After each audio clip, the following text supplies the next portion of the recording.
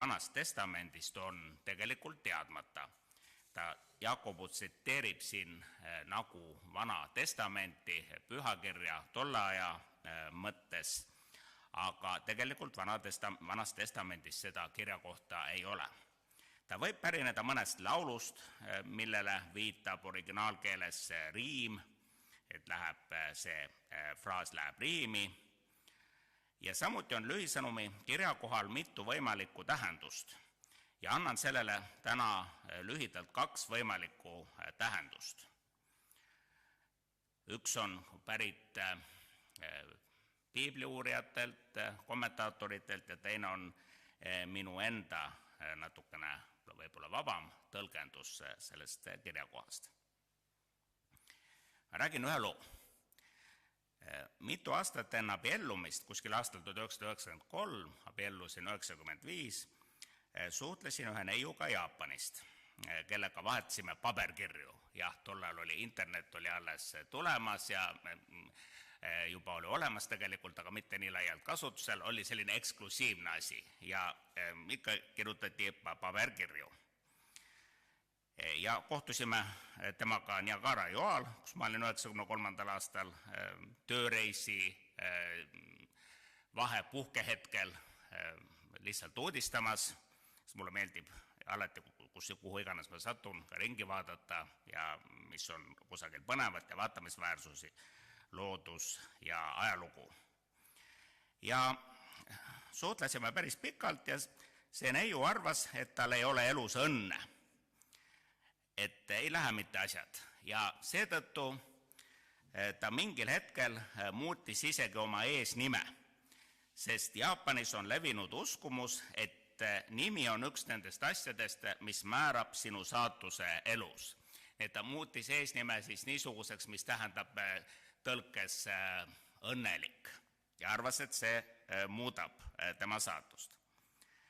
Ja kui avaldasin arvamust, et nimi ja muud välised asjad siiski ei määra midagi minu arvates, siis kirjutas ta mulle vastu midagi huvitavat.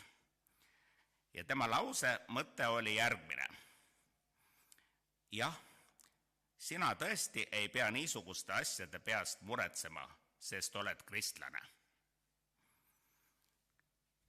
Kui nüüd selle lause peale mõtlen, ja ma ei ole tükk aega mõelnud, aga üleeile hakkas mõte liikuma selles suunas, siis minu arvates kumab sealt minu arvates vastu teatud kadedus meie kristlaste vastu, et meie ei pea elus ainult õnnele lootma ega sellepärast näiteks oma eesnime vahetama, sest saame alati elava Jumala poole palvetada. Kadedus on nagu rängalt öeldud, aga see on pigem niisugune ka natukene aukartus, niisugune vaade selle pilguga, et neil on tegelikult kõik nii hästi, aga meie peame siin rabelema. Ja ma oleksin seda sama tõsiasja, et kristlased tõesti ei pea oma nime vahetama, sest nad võivad elava Jumala poole palvetada, nad on osaduses elava Jumalaga. Ma oleksin seda sama tõsiasja pidanud oma kunagisele sõbrannale kuidagi delikaatselt välja ütlema.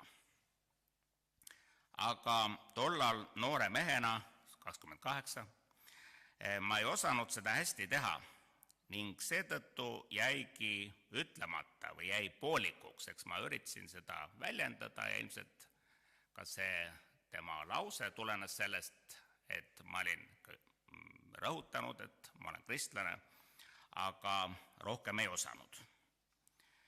Ja hiljem minu kunagine sõbranna abiellus ühe ameeriklasega läbi kristliku laulatuse, kolis Minnesotasse ning vahetas veel korra oma nime inglispärase nime vastu. Aga ta kasutab nüüd ka oma esimest nime, mistõttu võib arvata, et nimevahetuse teema õnne pärast ei ole tema jaoks tema elus enam oluline.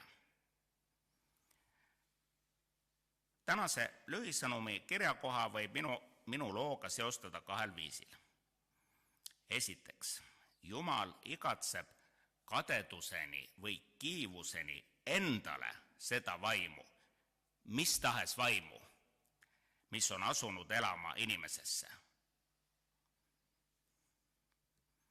Ja teiseks, inimene, kes ei ole kogenud Jumala vaimu, tegelikult igatseb kadedusega Jumala vaimu, nähes, kuidas see väljendab ennast meist kristlastes. Ükskõik kummal moel me tänasel ühisõnumi kirja kohta tõlgendame, võime olla tulemuse üle väga rõõmsad. See peaks igaühte meist julgustama olema ehedalt mina ise ning julgelt rääkima sellest, mida me kristlastena oluliseks peame. Sest see mõju võib tulla aastate pärast või hiljem, see mõju võib tulla kohe ettenägematul viisil, aga meil kindlasti on mõju kristlastena. Inimesed näevad, et meis on midagi teistmoodi ja olgem selle üle õnnelikud ja julgelt olgu igaüks meist edasi mina ise ehedal kujul ja ärme häbeneme. Teinekord me võib-olla natuke peidame või häbeneme, et me oleme kristlased, aga seda ei ole vaja. Sest nagu me näeme ka minu loost, inimesed tegelikult vaatavad austuse ja kadedusega meie poole nii mõneski asjas. Ja me tõuseme alguspalveks.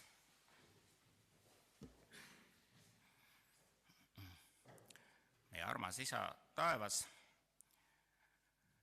kui ma olen siin mõelnud oma elukogemusele ja meil kõigil on sarnane episood, sarnane elukogemus, siis ma tahaksin sinult paluda meie kõigi nimel ainult ühte, et sa annaksid meile kõigile jõudu ja õnnistust olema siirad jumalate ja kaasinimeste ees. Ja ei olegi rohkem vaja. Sellest piisab. Inimesed näevad ja hakkavad tundma igatsust. Issand, tänu, et sa oled sellise igatsuse inimeste südametesse istutanud.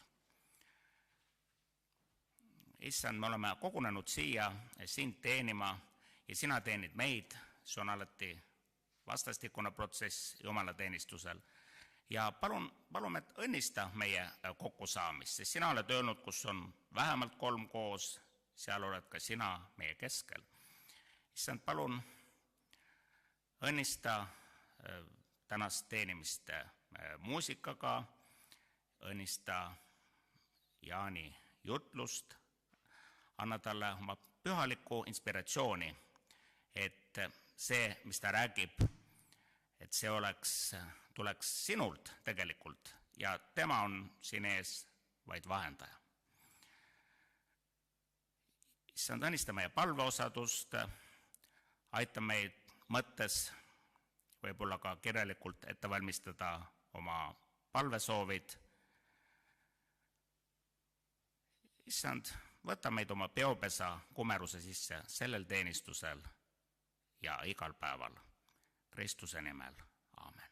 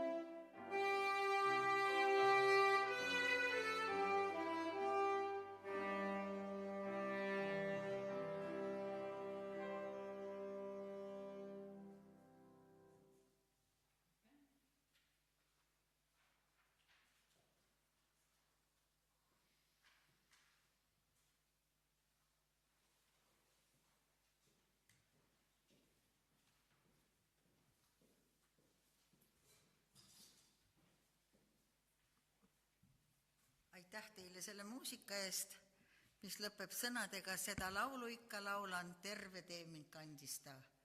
Ja see on hea, kui me saame usaldada, et Jumal meid tõesti terve tee kannab. Psalmis 91:2 on öeldud: sina oled mu varjupaik ja mu kindel mäelinnus, mu Jumal, kelle peale ma loodan.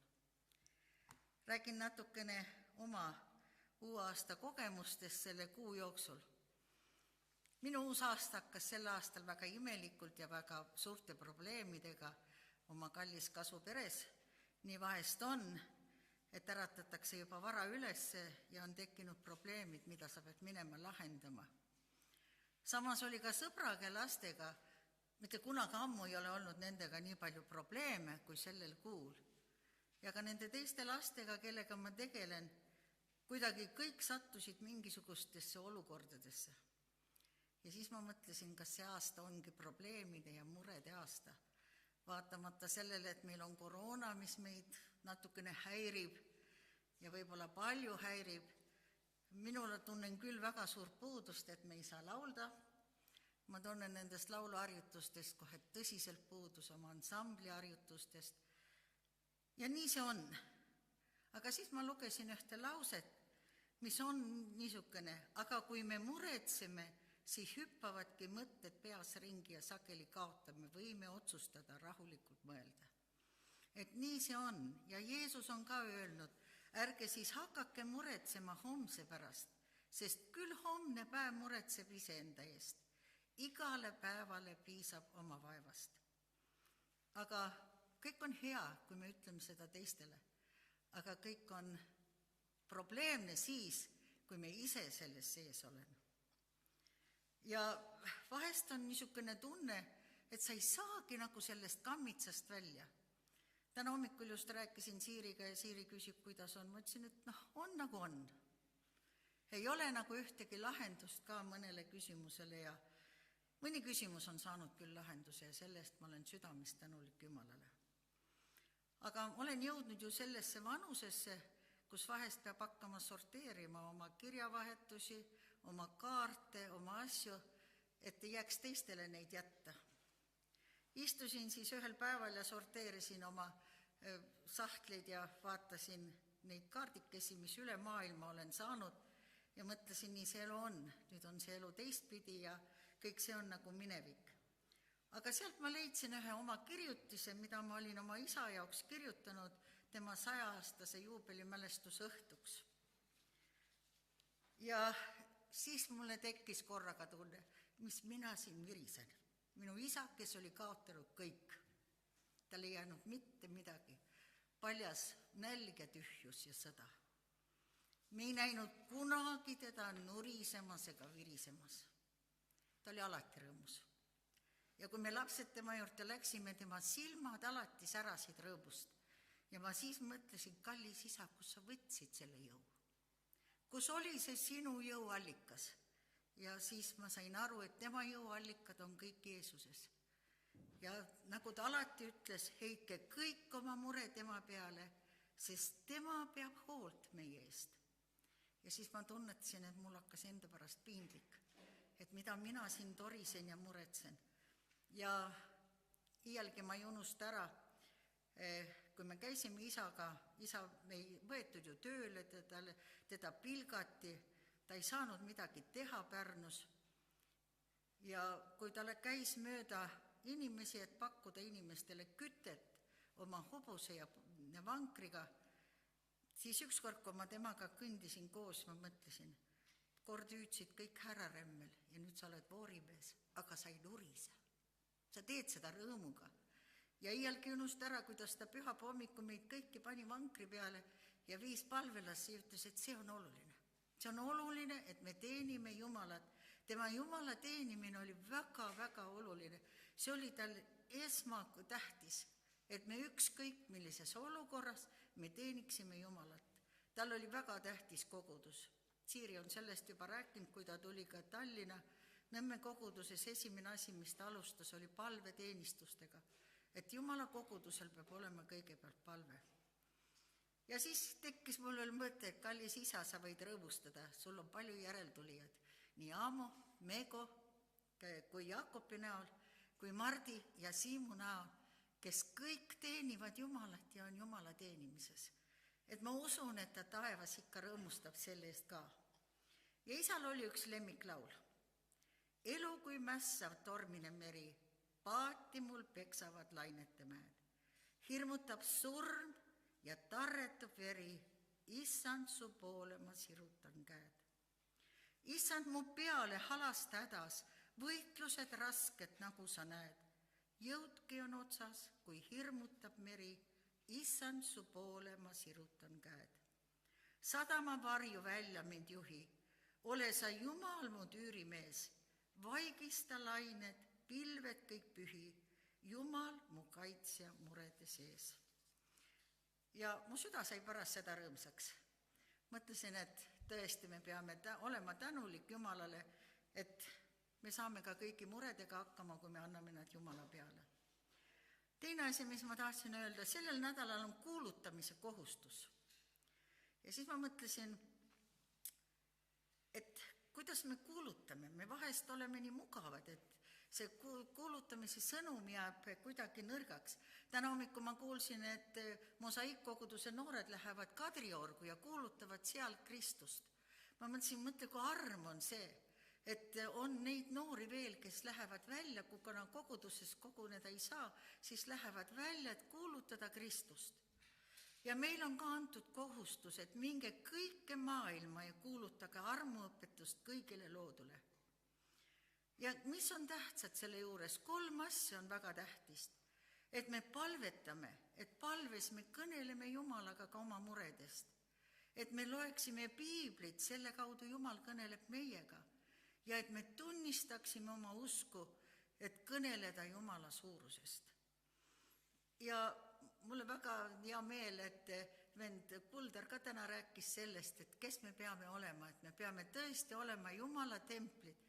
Onu Tärk oma viimases jutluses, mis mina kuulsin sellel möödunud nädalal, väga rõhutas seda, et meie palvela peaks olema nagu Jumala tempel, meie inimesed siin peaksime olema nagu Jumala templid, et kui me käime kuskil, et meist õhkuks välja seda Kristust, et teised tunnetaksid. Ma pidin kirjutama 2 järelhüüdu meie õdetühingu asutajate liikmetest, kes olid lahkunud. Üks nendest oli minust väga palju vanem, ma ei olnud temaga õdetühingu juhatuses kunagi koos olnud. Ja kui ma küsisin tema kaaslaste käest, kes temal oli, siis mul oli valus kuulda, et me ei taha tast midagi rääkida, temast ei olnud midagi head. Teate, kuidas see lõikas mu südant? Ma mõtlesin, mis meist kord öeldakse, kui meile peab järelhüütud ütlema. Kas öeldakse viisakuse pärast või öeldakse ka, tead, teisi sust ei olnud midagi head öelda, sest sinu elu ei olnud seda väärt. Nii et laseme seda oma sisse, et me tõesti oleksime nagu Jumala templid, kus hingab Jumala vaim meie sees. Et meist hingaks seda välja, et tõesti, kui me käiksime ringi, et öeldakse, et nemad on kristlased, tõelised kristlased. Tahan kogudusele ka meelde tuletada, et meie vanempastor on juba laiali saatnud selle teate, et igal kolmapäeval kella 7:30 oleme palves. Oleme kõik koos nii palves, et me tunneksime, et me üksteisega oleme ühenduses. Küll siis Jumal saab imet teha ka meie koguduses. See on minu soov. Aamen.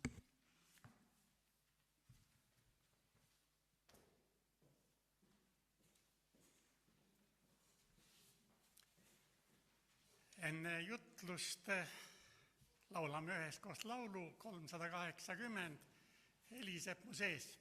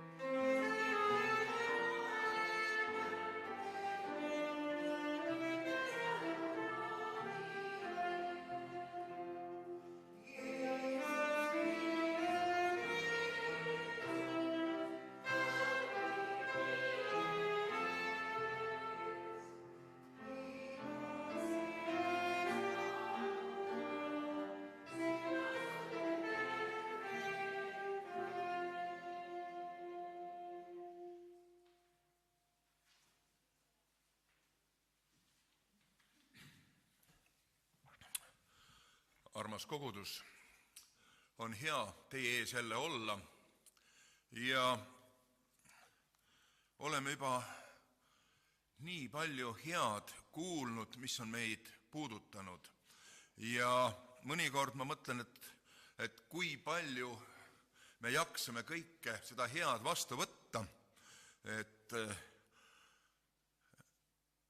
aga võib-olla teiselt poolt me kristlastena olemegi harjunud sellise issanda rikkaliku lauaga, et igaüks võiks saada midagi just seda, mis talle on vaja. Ja mõtlen sellele, et kui on olnud aegu, kus ka meie tuleme ja oleme veel osaliselt selles ajas, kus jumalateenistuste pidamine, jumalateenistustel osalemine ei ole mitte nii, nagu me oleme harjunud, kuigi on olnud perioode ja on ka maailmas paiku täna, kus jumala lapsed ei saa koguneda jumala sõna juurde, kus neil ei ole võimalik ühises osaduses olla, ei ole võimalik üksteise eest palvetada, ei ole võimalik õppida piiblit ja väga tihti pole võimalik ka lugeda piiblit, sest seda ei ole. Ja kui ta on, siis ta on raskesti kättesaadav ja võib-olla keeles, mida ei osata. Ja paljud jumala lapsed ei oska ka lugeda. Ja kui sellele kõigele mõelda, siis millises erilises olukorras oleme meie eestlastena ka täna selles väga erilaadses olukorras, kus me peame hoidma distantsi, kandma maski ja mõtlema sellele, et me ei kahjustaks teisi inimesi. Aga täna me oleme siin Mähe kirikus ühises osaduses, oleme kuulnud tunnistusi, jaganud Jumala sõna ja ma tahan jätkata. Ja ma loen Jumala sõna, mida ma usun, mitmed oleme võib-olla täna hommikul lugenud, kui me oma piibli lugemise kalendrit oleme järginud hommikuti, mõned loevad seda õhtul, mõned päeva jooksul. Ja tänane tekst on Markuse evangeeliumi 1. peatükist, salmid 16-20. Ja see on pealkirjastatud piiblis niimoodi: Jeesus kutsub esimesed jüngrid. Ja Galilea järve randa pidi kõndides nägi Jeesus Siimonat ja tema venda Andreast noota järve heitvat. Nad olid ju kalurid. Ja Jeesus ütles neile: järgnege mulle ja ma teen teist inimese püüdjad.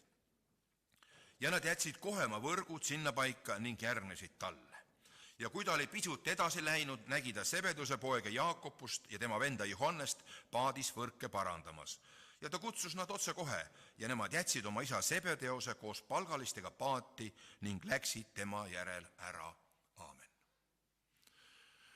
See on üks väga tuntud sündmus ja tekst ja mitmetes evangeeliumites kirjeldatakse Jeesuse poolt, kuidas ta oma esimesed jüngrid kutsusid. Ja siin Markuse evangeeliumi autor Markus, võiksime nii öelda, on pannud kokku ühe loo, seda, kuidas Jeesus alustas oma missioonitööd. Ta ei kirjelda väga pikalt, ta on kõige lühem evangeelium.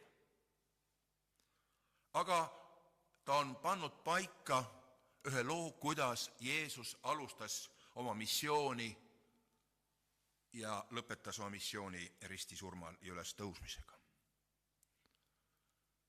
Ja siin ta kirjeldab, kuidas Jeesus oma esimesed 4 jüngrit, kalurit kutsus. Osades evangeeliumites on järjekord natukene teistmoodi, aga nagu ma olen öelnud ka varem, et ega piibliraamat ei ole selline päevaraamat ega kroonika, kus iga tund, iga minut, iga päev on täpselt järjekorras kirja pandud, vaid on esitatud ikkagi meile see, mis on oluline.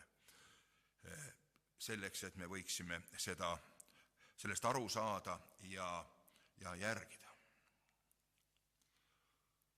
Jeesus siin loos kutsub 4 kalurit, 2 venda.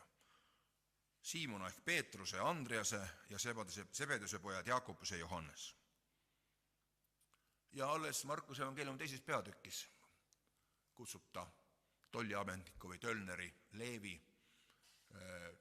teistes evangeeliumites on ta nimetatud Matteuseks, ja sealt edasi siis kõik oma ka 12 jüngrit. Ja ma arvan, me võime siin paljudest asjadest rääkida, aga ma tahaksin täna võib-olla keskenduda Jeesuse või Jumala kutsele. Aga võib-olla oleks ka mõtet rääkida kalandusest. Ma ise kalamees ei ole, aga armastan ainult kala süüa. Ja Galilea järv, nimetatud mõnikord ka mereks, oli üks suur veekogu, ma usun, mitmed on seal käinud, ja oli ka tol ajal väga oluline kalapüügi, kalatööstuse paik. Uurijad arvavad, et Galilea järve ümber võis olla vähemalt 30 sellist olulist linna või asulat, Kapernaum nendest kõige suurem ja muidugi Tiberia kui valitseja residents. Ja paljud inimesed said tööd kalapüügiga seoses ja samuti ka kala soolamisega, sest kala oli üks väga oluline ekspordiartikkel, mida eksporditi küll Süüriasse, Antiokiasse ja kuni Egiptusesse Aleksandrini välja. Arvestades neid kliimatingimusi, värsket kala ei olnud võimalik eksportida, vaid oli soolakala. See oli suur tööstus. Ja selles keskkonnas oli kalurid palju ja mõned siin uurijad arvavad, et vaatan, kes on võib-olla käinud Iisraelis ja ka Galilea järvel nii-öelda Peetruse nende kalapaatidega sõitmas, me teame, kui suured need enam-vähem olid ja arvatakse, et umbes selliseid paate võis olla vähemalt 300 või mitte rohkem, arvestades nende külade asulate arvu ja seda tööstuslikku toodangut, mida vajasid Rooma impeeriumi erinevad osad. Et siis oli see väga elav paik ja inimesed said tööle. Aga mind on ikka jälle kuidagi pannud mõtlema üks selline meil kristlikus traditsioonis väga sagedane nending, kui räägitakse Jeesuse jüngritest, siis öeldakse, et nad olid sellised vaesed, kalurid, harimatud inimesed, näitamaks nagu, et Jumal võtab need kõige viletsamad ja teeb nendest midagi. Aga ma olen ikka jälle mõelnud, aga kas see ikka võis nii olla? Jah, ta võis olla. Aga me võiksime mõelda ka natukene teistmoodi. Kui me loeme nendest esimestest jüngritest, kui Jeesus neid kutsus, nad jätsid maha oma paadid, abilised, ja kui arvestades kogu seda olukorda, siis me võiksime öelda, et võib-olla need esimesed 4 jüngrit olid tõsised ettevõtjad, kalaärimehed. Ja nad võisid olla edukad. Nad ei olnud lihtsalt kalamehed, kes pidid oma raske tööga oma igapäevast leiba kuidagi lauale saama ja rohkemaks ei jätkunud. Aga võib-olla nad olid mehed, kes teenisid, tegid tööd, olid ettevõtlikud. Miks me võiks mõelda niimoodi? Ja ka harimatud. Siin, kui need kalurid pidid oma äri ajama, siis nad ju pidid olema võimelised ka lugema kokku oma kalakorvi või kastitäisi ja pidid olema võimelised need ka maha müüma kalasoolajatele või teistele. Neis pidi olema seda haritust ja ettevõtlikkust, nad pidid midagi olnud õppima. Ja kuna see oli selline Rooma impeeriumis ka selline ristteede koht, kohalik keel oli aramea keel, samuti see oli selline ka paganate piirkond, kus räägiti ka kreeka keelt, Rooma sõdurid rääkisid kindlasti ladina keelt ja mitmed teised keeled.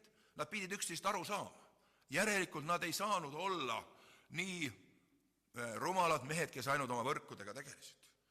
Tõenäoliselt need abilised, palgalised, nemad tegid tööd, aga nende kohta ei ole öeldud, et abilised olid, vaid nad jätsid maha oma võrgud, oma paadid.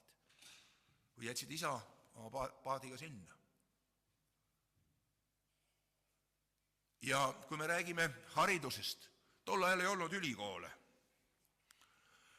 Ja tolleaegne haridussüsteem seisneski selles, et sünagoogides loeti pühakirja ja seletati. Rabid õpetasid, neile järgnesid inimesed, kes tahtsid õppida käsuseadust, toorat. Ja see oligi üks põhiline haridussüsteem. Ja ka paljud rabid, tolleaegsed variserid ja kirjatundjad, keda me ka evangeeliumi tekstides loeme, need olid ka saanud samamoodi hariduse teiste rabide käest. Kes olid õppinud, nii nagu ka apostel Paulus ütleb, ka mina õppisin Gamalieli jalg ees. Me räägime ka kogu aeg, et Paulus oli haritud mees.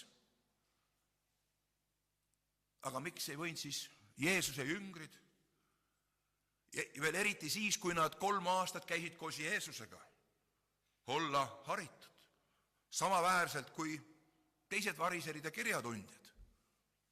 Võib-olla siin tekib see hoiak, et Jeesust ei peetud traditsiooniliseks rabiks ega õpetajaks, kuna ta ei olnud kellegi targa rabi õpilane olnud. Ja võib-olla selle tõttu ka ühiskonnas võidi hoida teda natukene madalamal. Et ega ta nii õppinud ei ole ja ega siis tema jüngrid ei saa ka olla targemad. Kuigi me loeme evangeeliumitest, kus Jeesus sünagoogis õpetas ja kõik imestasid, kuidas ta õpetab, kuidas ta tunneb neid pühikirju. Et siin ma arvan, et mõnikord meil tasub mõelda ka selle peale, et kas kõik asjad on nii, nagu nad paistavad või nagu me oleme harjunud mõtlema. Sest mina isiklikult küll, vaadates sellele ajaloole ja sellele tolleaegsele kultuurile, usun, et need kalurid olid haritud mehed. Ja ega ka Tölner või tolliametnik Leevi või Mattius, ega ta ka rumal mees ei olnud. Ta pidi oskama raha lugeda, pidi tundma seadust, pidi oskama olema diplomaat, kokku leppima. Loomulikult ta ei võtnud riigimaksu, aga ta võttis tollimaksu. Ja ta pidi ise ka hästi ära elama. Ja selle tõttu juudi kogukond ei armastanud neid Tölnerid mitte väga palju.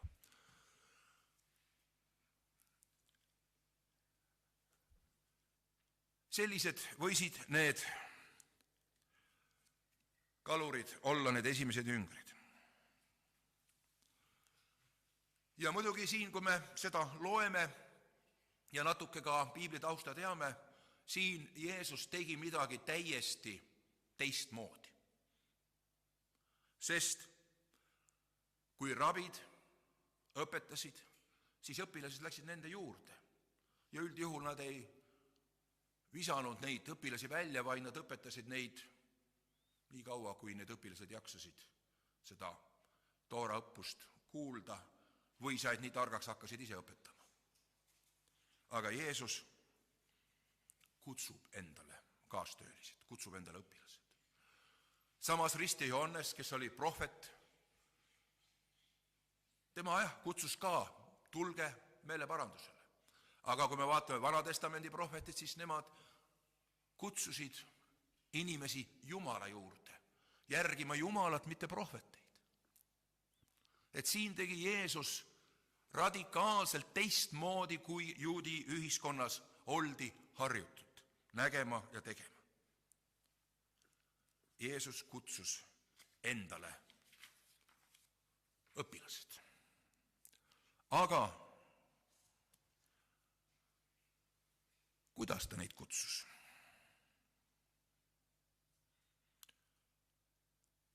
See ei olnud ka mitte väga tavaline. Ja pigem see oli juudi usulises arusaamas hoopis negatiivse tähendusega.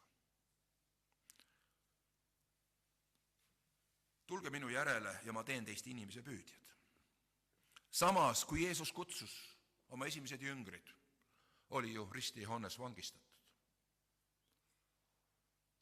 Ja hiljem oli teada, mis temaga juhtus.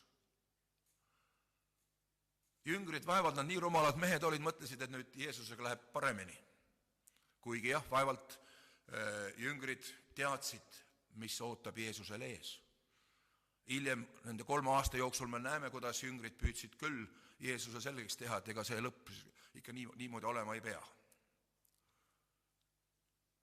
Aga need mehed ütlesid jah. Ja kui mõelda veel sellele juudi negatiivsele traditsioonile arusaamast inimese püüdjad, siis seda enam paneb imestama nende kalurite vastus Jeesusele. Miks on inimese püüdja nii negatiivse tähendusega juudi usulises mõttes? Sest see tähendab kohtumõistmist, karistamist. Kui me loome prohvet Aamose raamatust, prohvet 8. sajandil, Aamose 4:1-2, seal ta just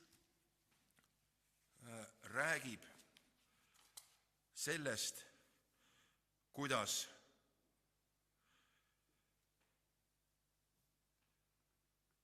karistatakse Iisraeli rahvast nende pattude pärast. Ja ma loen siin.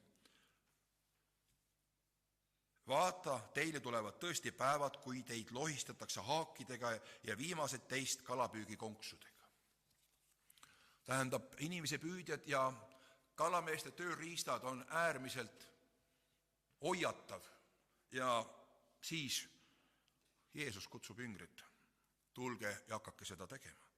Või samuti võime lugeda ka prohvet Jeremiia raamatu 16. peatükis 16. salmist, samamoodi, kus Iisraeli rahva karistamiseks, Jumala kohtumõistmiseks püütakse inimesi. Prohvet Habakuk oma esimese peatüki 16.17. salmis oma sõnumis Iisraeli rahva vaenlaste Babyloonia kaudu ütleb ja kasutab kalapüügi mõisteid selleks, et Iisraeli rahvas saaks karistatud, saaks kannatanud Babyloonia kaudu. Ja see on väga huvitav, kui me vaatame ka eestikeelse piibli tekste, siis vanemates tõlgetes, ka samas prohvet Aamose raamatus öeldaksegi õnged ja kalapüüdmise undadega. See on tõeline kalameeste termin, maainimesed, kes on kalurid käinud, teavad, mida see tähendab. Uuemates tõlkedes on tõesti haakidega ja kalapüügikonksudega, kalapüügivahenditega. Ja sellises kontekstis kalurid leiavad, et neil on mõtet järgida. Muidugi jah, Jeesus rääkis võib-olla neile omases arusaadavas keeles, need kaluritika kalameeste keeles, nad said üksteisest aru. Aga kui mõelda kõige selle peale, mis kogu see Vana Testament oli prohvetite kaudu, oli õpetatud ja kindlasti ka need kalurid vähemalt sünagoogis olid neid piiblitekste kuulanud ja neid seletusi, see ei saanud olla neile võõras. Ja siin võib tõesti tekkida küsimus, et mida Jeesus küll mõtles, kui ta nii sellises erakordses sõnastuses need oma jüngrid kutsub. Ja Jeesus kutsus nad ja nad järgisid just sellisel moel. Ja samas, kui me mõtleme nüüd nendele esimestele jüngritele, siis need kutsuti väga erakordselt. Jeesus astus ligi, kutsus. Aga see oli väga väike hulk, keda Jeesus oma jüngriteks kutsus oma lähikontseteks. Suurem osa Jeesuse uskujaid jäid oma kodudesse, oma igapäevase elu juurde. Ja siin me võime ka tänases tekstis juures mõelda sellele, et siin oligi Jeesusel see eriline sõnum, tähelepanu juhtimine, et need on mehed, kellele ma annan ühe erilise ülesande, siis kui ma olen siit maa pealt lahkunud. Need on need mehed, kes jätkavad seda tööd, sest nendest kaluritest ja sellest tölnerist ja mitmetest teistest nendest jüngritest said ju evangelistid, apostlid, kirikute juhid, kuigi nii mõneski me palju ei tea, kuigi tolleaegne kristlik kirjandus räägib peaaegu nendest kõigist ja nende tegevusest. See oli ka üks selline erakordne. Jeesus kutsus ja valis omale need jüngrid selleks, et mitte ainult, et nad võiksid olla Jeesuse poolt kutsutud, olla Jeesuse lähiringis selline valitud seltskond, kus nad võiksid tunda turvaliselt olemist. Meil on Jeesus, meie õpetaja, tark ja hea õpetaja, kes õpetab meid, kes aitab meie elu korraldada. Vaid Jeesus kutsus neid ka ülesandeks.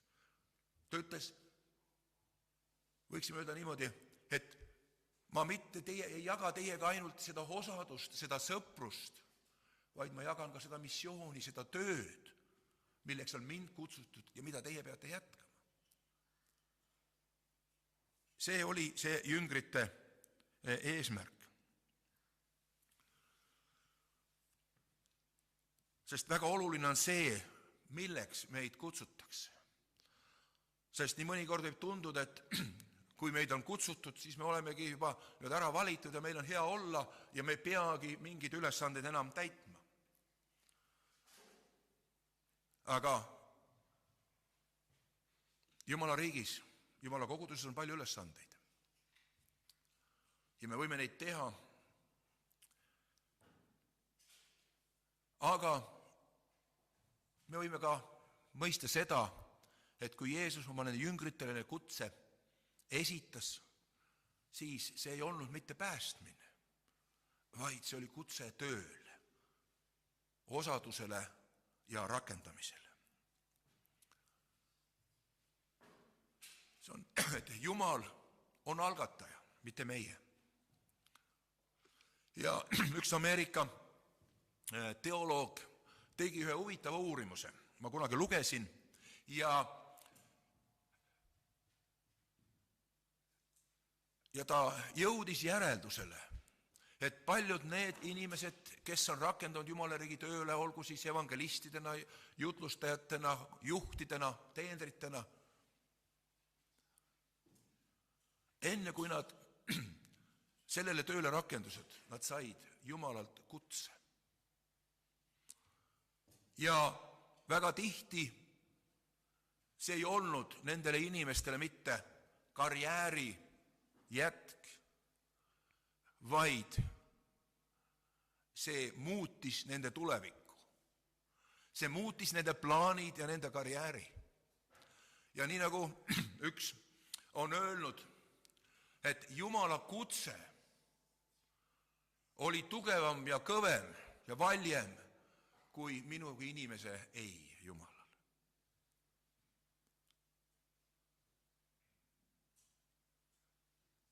Jumal valib meid, Jumal kutsub meid, mitte meie ei vali teda.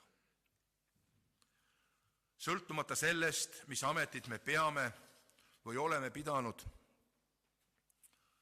ja eks ka mitmed meist täna siin, me teame, meil on olnud erinevad ameteid, elukutsed, oleme erinevalt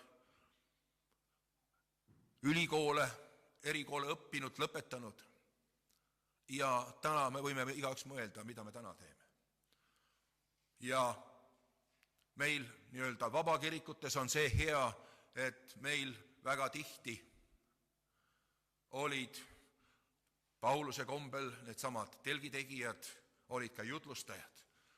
Ariti Põldu, kes oli kalur, kes oli põllumees, kes oli kaupmees, ja oli ka jutlustaja ja Jumala sõna teener.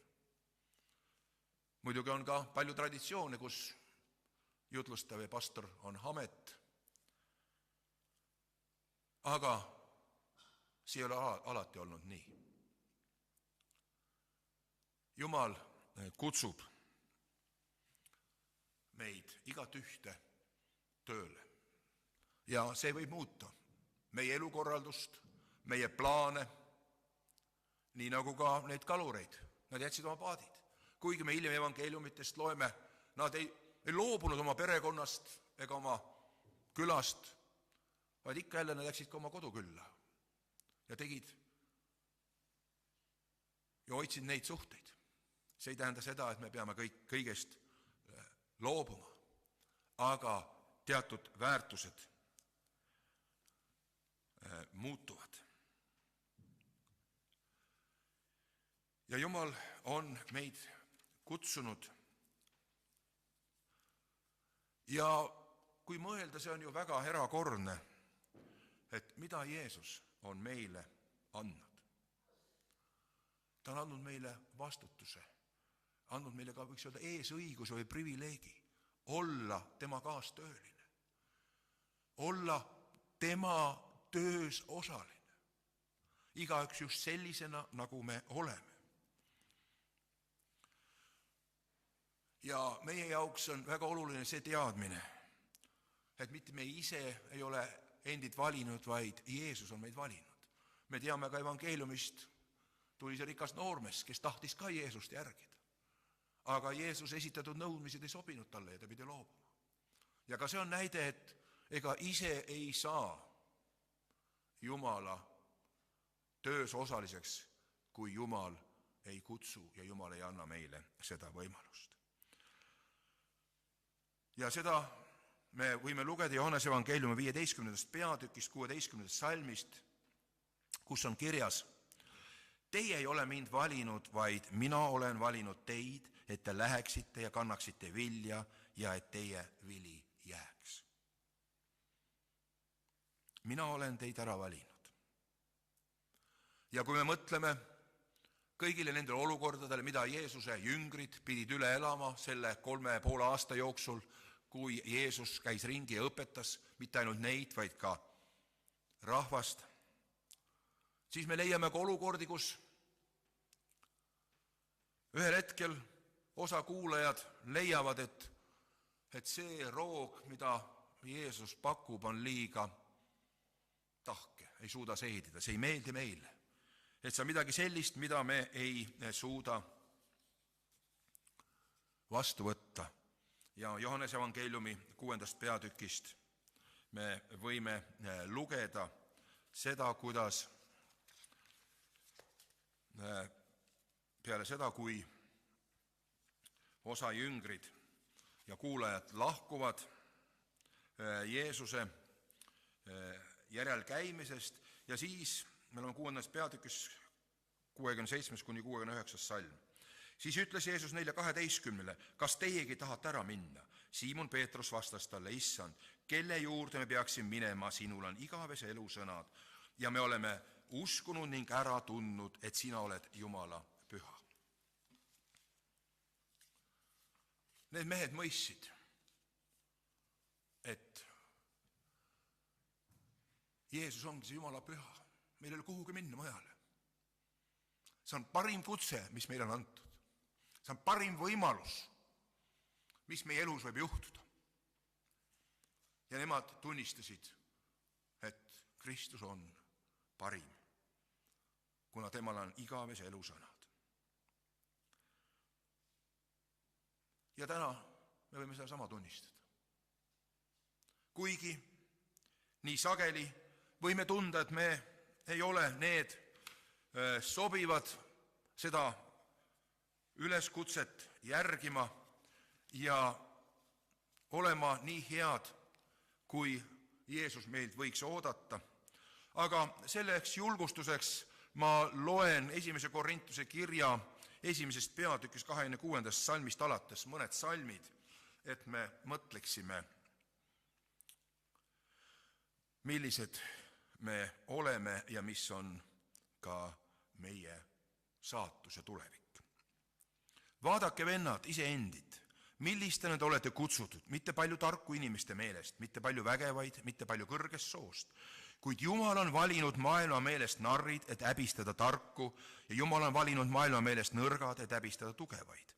Jumal on valinud need, kes maailma meelest on alamast soost, ja halvaks pandud need, kes midagi ei ole, et teha tühiseks need, kes midagi on. Et ükski inimene ei kiitleks Jumala ees, aga teie olete tema tõttu Kristuses Jeesuses, kes on saanud meile tarkuseks Jumalalt ning õiguseks ja pühitsuseks ja lunastuseks, et läheks täide, nagu on kirjutatud, kes tahab kiidelda, kiidelga issanda üle. See olgu meile täna julgustuseks ja kinnituseks.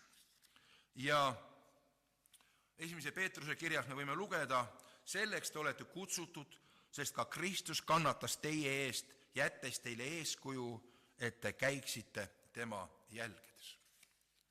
See on meie kutsutute ülesanne ja olu. Aga ikka võib meil tekkida ka see küsimus, et miks Kristus meid on kutsunud. Ja ka jüngritel oli see küsimus mitmed kordi ju arutelul omavahel ja Jeesusega. Ja me võime lugeda Jeesuse ülempreesterlikust palvest Johannese evangeeliumi 17. peatükist 6. salmist. Et mina olen valinud neid, keda isa, taevane isa on mulle andnud. See on juba jumalik plaan. Jeesus täitis Jumala plaani siin maailmas. Ja meie oleme olnud üks osa sellest jumalikust plaanist. Kas see mitte ei ole üks tõesti selline eriline seisus, mis meile on antud? Ja ma tahan lõpetada sellega meie kõigile paljudele tuntud kirjakohaga, mis on Mattuse evangeeliumi lõpp. See, mis ülesanne meile tegelikult antud on. Mattuse evangeeliumi 28. peatükis salmid 19-20. Minge siis tehke jüngriteks kõik rahvad, ristides need isa ja poja ja pühavaimu nimesse ja õpetades neid pidama kõike, mida mina olen teil käskinud. Ja vaata, mina olen iga päev teie juures ajastu lõpuni. See on üks Jumala tõotus, aga samas ka üleskutse. Ja võib-olla me peame mõtlema ka sellele, et ka see olla inimese püüdjad võib olla ka tegelikult ohuks meile, kristlastele. Sest et nii sageli me nagu ka kristlikus missionis, koguduste rajamises, ärkamises rõhutame seda tulemust, kui palju on inimesi tulnud ja väga tihti need ärkamiste statistika ajakirjanduses ja tegelikult koguduse liikmete olas ei vasta alati ligilähedaseltki. Ja siin on see oht, et me võime seda Kristuse missionit vaadata kui sellist organisatsiooni või missioni või ürituse keskset, kus vaadatakse ainult seda tulemusstatistikat, aga unustatakse ära see, miks me kutsume, miks me oleme inimeste püüdjad. Me oleme vahendid. Ja olgu Jumal meile armuline, et me igaüks ise võiksime olla julgustatud ja kinnitatud selles, et Kristus on meid kutsunud ja on meid rakendanud oma ülesannetesse. Ja andku meile ka kristliku kirikuna ja kogudustena armu, et me oskaksime neid inimesi kutsuda ja püüda. Mitte, et nii nagu mõnikord ajakirjanduse öeldakse, jälle kristlikud kogukonnad püüavad värvata, püüavad inimestele ajupesu teha. Et me oskaksime mõista, kuidas me võime oma kaasinimestega rääkida. Ja nii nagu ka täna noored lähevad Kadriorgu parki. See on suur väljakutse, aga samas on ka suur vastutus. Et me ei oleks need, nagu võiks öelda, skalbikütid, kes püüame, vaid et me saaksime selle Jeesuse kutse olla osaline tema töös, anda neile inimestele, kes täna veel ei ole seda kutset vastu võtnud. sest see on meie ülesanne seda kutset edasi jagada. Nii nagu me täna oleme pühakirja lugenud, nii nagu evangelist Markus on kirja pannud. See on meie ülesanne täna seda lugeda ja seda jagada ja selle üle mõtiskleda, mil viisil Jumal töötab minu ja sinu kaudu. Mil viisil Jumal töötab meil siin Mäekoguduse kaudu. Kuidas me võime olla need inimeste püüdjad.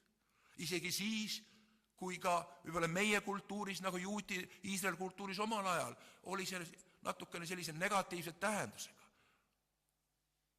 Aga olgu Jumal meile armuline, et me võiksime seda kutset vastu võttes Kristuselt olla need tõelised inimese püüdjad, et inimesed võiksid tänada Jumalat, et me oleme võinud Jumala kutse vastu võtta. Jumal õnnistagu meid igat ühte selleks. Aamen.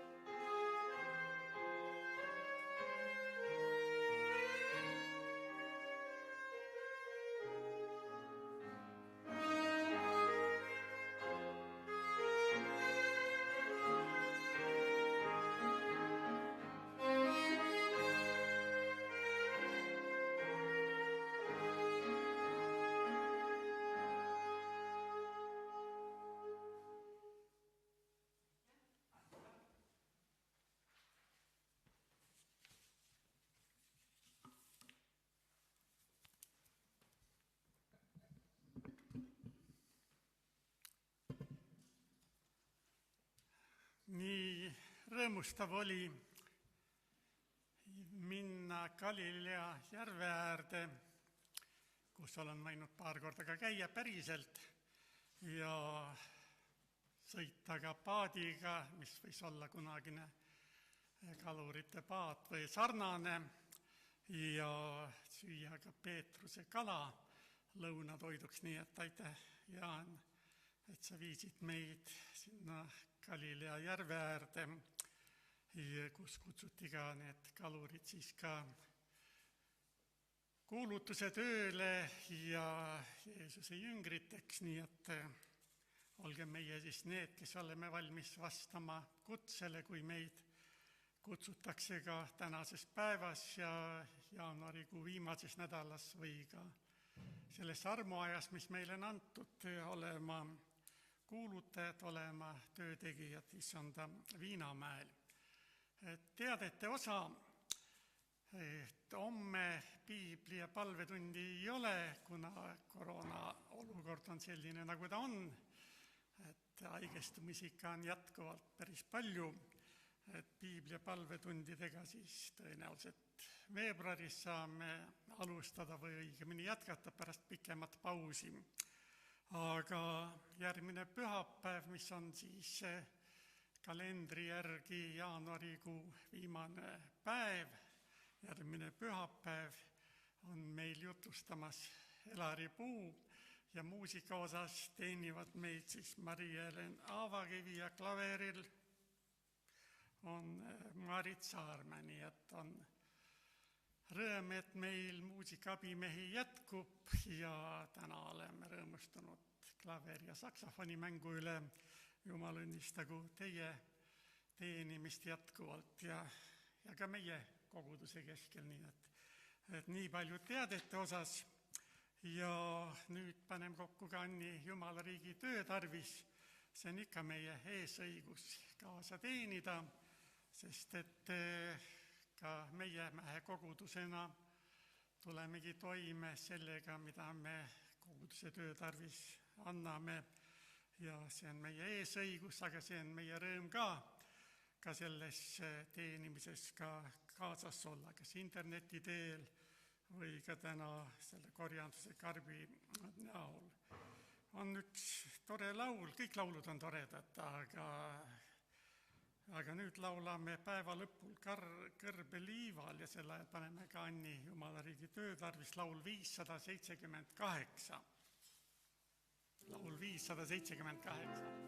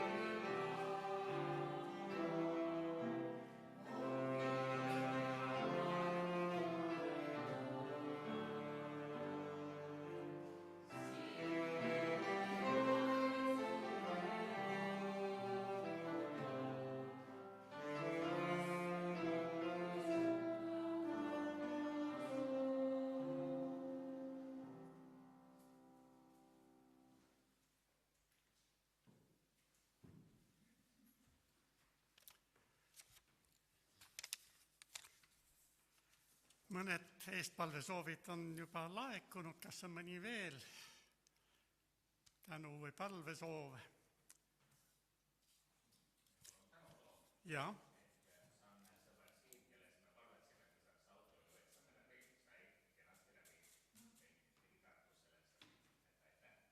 Jaa.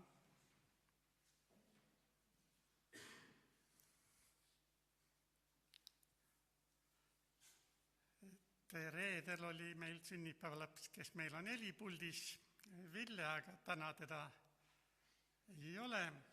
Tal oli eksam, loodame, et ta sai ka läbi. Ja tänane sünnipäevalaps on Viljar, mõtleme ka temale, et lillet anname kunagi teine kord. Ja kui rohkem eestpalvesoove ei ole, mis on esitatud, need kanname üheskoos Jumala ette ja tõuseme valvele. Issand, me täname, et sa kannad meie eest hoolt, meil ei ole puudust ega nälga. Sa oled meie andnud kõike, mida me vajame oma maisel teekonnal, meie toidulaud on kaetud, meil on riided olemas, kodud olemas, meil on ka sissetulek enamusel meist ja kui mõnel ei ole, siis palume ka seda osa, et ka kõigil võiks olla oma töökoht ja oma igapäevane sissetulek, aga palume õnnistust sellele kokku pandud Annile, tee see rohkeks koguduse töö tarvis, et meil koda võiks ikka olla soe ja valge ja uksed avatud ja sinu riigitöö võiks edasi minna ka läbi selle koguduse. Õnnista neid, kes oma osa on andnud ja annavad interneti teel. Aga issand, aita, et selleks rõõmsalt antud and sinu riigitöö tarvis ja et keegi peaks ka sellepärast mitte puudust tundma. Issand Jumal, oma sünnipäevalapsed Ville ja Villeri toome sinu ette. Ville, kes on oma õpingutes juba 20-aastane, õnnista teda tema uues aastakümnes ja aita, ta võiks olla tubli, ta võiks ka oma südames sind armastada ja kui ta on ka siin meid abistamas ka helipuldis tihti, siis issand, et tal võiks ka sellest kaasateenimisest hea meel olla ja anna kõike, mida ta vajab oma noores põlves ja üle kõige, et sinu kartust ja sinu sõna võiks olla talle ka kallis ja armas. Palume Viljari sinu kätte, kellel on täna sünnipäev, teda ei ole meie keskel täna, aga me palume, et issand, sina varustad teda ka kõigega, mida ta vajab, küll tervise, küll tarkuse, küll ka toimetulekuga ka oma kõigis firma ülesannetes ja kohustustes, õnnista teda suure pere isana ja kingi neile palju ligiolu ja armu ja mida ka Viljar täna eriti vajab. Aga issand, siin on ka eestpalve soovid, mis toome sinu ette. Toome sinu ette koos emaga, tema tütre. Issand, sa näed, ta on olnud sinu laps, ta on sind teeninud, aga mingil hetkel on ka hingevaelane saanud teda oma meelevalla alla. Ja kui ta täna on selle igatsuse ja sooviga, see tütar, et jälle lahti saada nendest kõigist kiusatustest, mis teda vaevavad, siis issand, me palume sinu tervendavat ja vabastavat väge üle armsa selle noore inimese. Tema elu ja kui ta tunneb, et kuidagi nii raske on toime tulla ja hingevaenlase rünnakud päeva jooksul ja tulevad, aga ta on sind kogenud oma elus ja aita, et ta täna võiks ka sind väga usaldada ja ka kogudusena ja koos emaga toome selle armsa inimese sinu ette ja täname, et sinul on abi kinkida, vabastada täielikult kõigist nendest rünnakutest ja teha ta rõõmsaks sinu järgijaks, nii nagu ta ka kord on olnud. Siin on eestpalve 81 ja 77-aastaste vanemate pärast, et Jumal annaks vaimulikku, hingelist ja füüsilist tervist ning elurõõmu ja ka eestpalvete palub ka endale tarkust ja alandlikku meelt.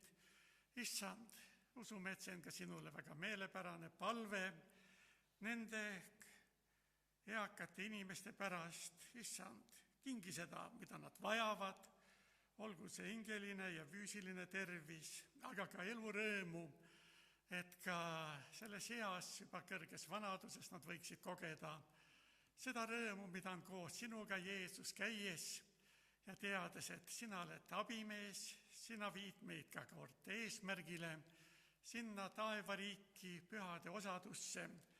aga seniks, kuni on eluteed käia, seniks, kuni on päevi veel käia, issand, kingi oma ligiolu, kingi oma lähedalolu ja õnnista ka seda armast inimest, kes on toonud ka oma vanemad sinu ette ja ole ka temale ligi, tema teekonnal, et ta võiks kogeda, et Jeesus Kristus, sina oled ka tema abimees, tema tugevus ja tema kalju kõigis nendes päevades.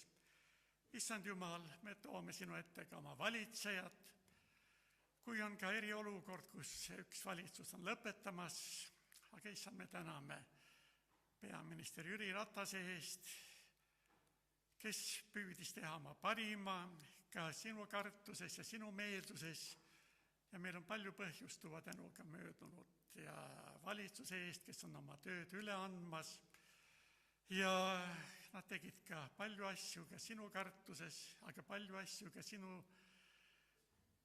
riigi jaoks, aga ka Eesti rahva heaks ja õnnistuseks. Õnnista nende teenimist tulevikus, küll peaministrit ja ministrid ja aga issand, palume ka uue valitsuse pärast, issand. See on ka sinu üleskutse läbi pühakirja, et me mõtleksime nendele, kes on meie valitsejad, kelle käes on meie heaolu ja ka paljud vabadusega seotud võimalused ja vabadused ja ka kirikuelu ja kõik need koroonapiirangud, millest me ka elame ja issand, sellepärast me palume ka, et ka uuel valitsusel võiks olla sinu kartust ja teadmist ka, et nad peavad kord ka sinule aru andma, mida nad kõik otsustavad, mida nad teevad, et ka Eesti riiki elu edasi viia ja juhtida. Issand, me palume sinu armu nende üle, sinu juhtimist. Aga sa selles nädalas, issand, kutsud meid üles ka kuulutama ja kalendris on sees öeldud lausa, et meil on ka kuulutamise kohustus. Issand, siin me oleme. Tarvitame igat ühte, et me võiksime ka olla sinu hea sõnumi edasikandjad. Selle hea sõnumi, mille osalisteks ise oleme saanud, kogedes, et sina, Jeesus Kristus, oled ainus, sina oled tõeline ja sina oled õnnistegija, kellel on meelevald pattusid andeks anda, sest sina oled läinud seda lunastuse teed Golgata ristil, surnud meie üleastumiste eest ja oled üles tõusnud, issand, ja kutsud enda järele meid käima ja kes me juba oleme sinu omad, aitad, me võiksime olla ka selle hea sõnumi edasikandjad, seal, kus me liigume, seal, kus me oleme ja varusta meid ka selle igatsuse, selle tarkusega ka, kuidas seda head sõnumit edasi viia. Issand Jumal, sinu kätte palume selle jaanuarikuu viimase nädala, kõik need päevad, kõik meie teenimise, meie olemise, tahame, issand, sind usaldada, teades, et sinu käest tuleb meile abi, sinu käest tuleb meile pääste, sinu käest tuleb meile lahendus meie olukordadele. Ja issand, sa tead ka need palvesoovid, mis kellegi südames on, olgu need meie oma sugulaste, oma lähedaste, oma armsate pärast, issand, oma kaasteeliste pärast, võta need palved ka kuulda ja vastata ja kui mõni tänu on jäänud välja ütlemata, võta siis ka meie tänud vastu. Aga issand, sinul olgu kiitus ja tänu, et sa oled ka täna olnud meie keskel, küll tunnistuse ja sõnumi ja jutluse kaudu ja muusika kaudu. Sind tahame kiita ja ülistada. Aamen. Ja laulame 228. Ühte seob meid armastus.